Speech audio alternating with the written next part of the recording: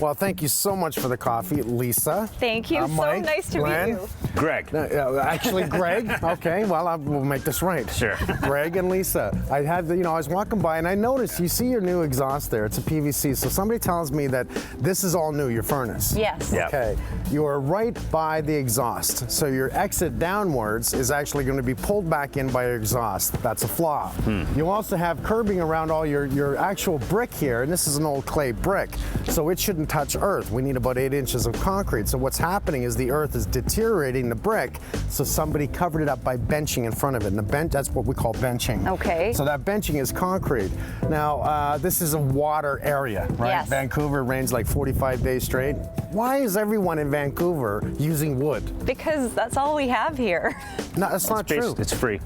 No, we can use better products. We can use composite. We can use foam and stucco, and not stucco over wood. I mean rigid foam, and that's what we should be doing. Now you got a thermal break on the outside. What is that vent coming out of the wall for your plumbing? That's got to be your bathroom right there. That's, I think, our kitchen. That's your air vent behind water. Somebody's cheated, so you've had a renovation done in your kitchen, I'm going to assume. The kitchen, In yeah. the 80s it was done. And I Yeah. can tell it's about the 80s because it's threaded pipe. Okay. So you want me to see the inside? Yes, please. Sure. I don't know. Should we let him in? Do we? I don't know if we do, actually. old's We're the house? a little worried. 100 years. Okay. 100 years old. Well, I'm going to tell you a story. All right, so this is our kitchen.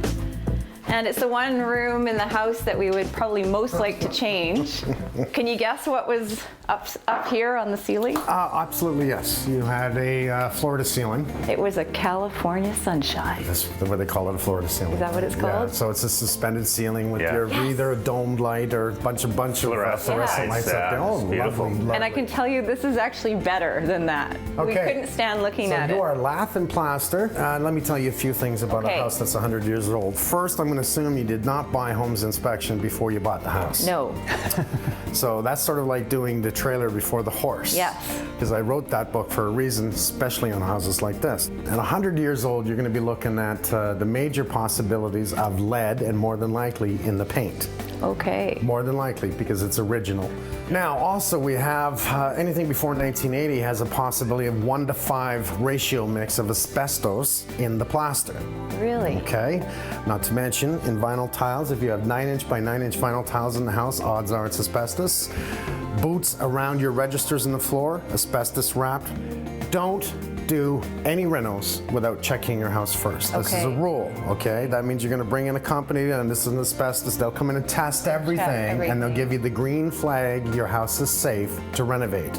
And start reading these books, because whoever did the kitchen here, you can tell they've made some changes. They did no gutting. This is what I call a facelift. They try to Okay. make it look really good, sell the house, and would base everything I saw in the front. Yes. And I'm starting to see it in here. Can I look under your sink? Absolutely. Sure. Just for a moment. For sure. See little stupid things like your electrical?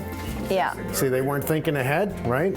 Yeah. So you have old electrical, they Yes. put on new receptacles and switches, but they don't even know how to, raise it up or do anything with it. Carburetor, piece of crap, sorry. It The is. best of the 80s. Look, at a carburetor is for the lazy person, and your drain is running uphill, so it's not running downhill. Which is why the carburetors stopped working yesterday. It's going to keep water in the pipe and choke it off. It's going to be really hard to go. Lose your carburetor. It's Okay. a piece of crap. All it's going to do, especially in a 100-year-old home, you have Yes. clay tile on the ground. Right? It's going to pack it tight. Next thing you know, you're going to have brown boats floating in your basement.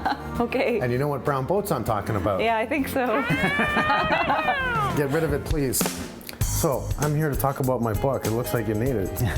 Well, unfortunately, I just got it yesterday, but I've been reading all night, and I'm surprised. When I first picked it up, I thought it was going to be an ABC how-to, and I No. should have known better. It's not that at all. It's a companion guide It's about for why. you No. to work with your contractor. So this explains what your contractor is doing so that you can communicate effectively and you know what they're up to. I have 3 rules. 1, slow down. Don't be in a hurry. Do this right. Yes. 2, educate yourself so you know what to do, what you need, and how to talk to a contractor. Right. 3, check out your contractor. 3 simple rules.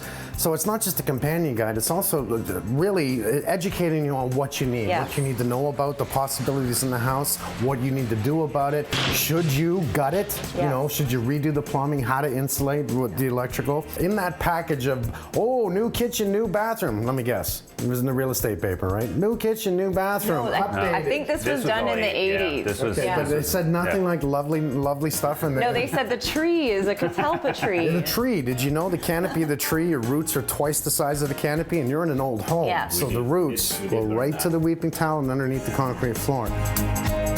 Open your door. Oh, you don't want to look at here. But I'm going to tell you, it's cold in there. No, you know what's It's in damp here? in there. There's something in here that's very special to me. My laundry that Greg put in. I know nothing.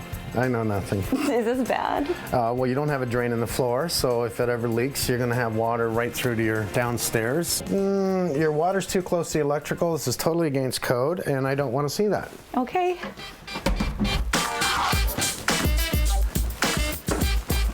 Cedar. Now, you got a home inspector in here? Yeah. Okay, and what did he say? He didn't like it.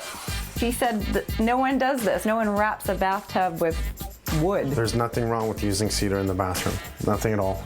More than anything, you don't have an exhaust fan. You should have that window open all the time. You know why? It's hidden behind our camera guy over there. For wood. Is a wormwood It's thing. a wormwood And thing. if I turn it on, Well, it's kind of in the wrong spot because it's not really going to grab that steam. I'd put in a heavy-duty Panasonic exhaust fan. They don't pay me to say that. Yeah, yeah. They are the best That's fans the best. with the light. The problem is you can see that the wood now has absorbed water more across the bottom. yes. And it's going to do that. So the cedar's a natural resistant to moisture, to mold. Really? It is, to bugs. So this is like a sauna essentially. Yeah, and it's not terrible. The whole thing is that you want to keep it somewhat clean. So keep it sealed. So like a marine lacquer or something like Well, any type of urethane, but you want to seal it. You want to do about 2 coats. And if you do a sealer, do a cedar sealer so it re-enhances it. I don't think you need to because it's just got a nice grain on its own, but you want to stop it from absorbing. It's not terrible. Your home inspector was wrong. Oh, that's so funny. It's not terrible. I'm amazed. So I was thinking you were going to say the kitchen wasn't that bad. Kitchen's and this worse. room was a nightmare. Kitchen's and worse. you don't mind my bathroom. No, kitchen's worse, and I don't mind your bathroom. Wow, Yeah. Mike Holmes, thank you for stopping by. My pleasure. Pick up Mike's book. It's got everything you need to know before you start ripping your ceiling out. Don't make me get my tools. You know what happens.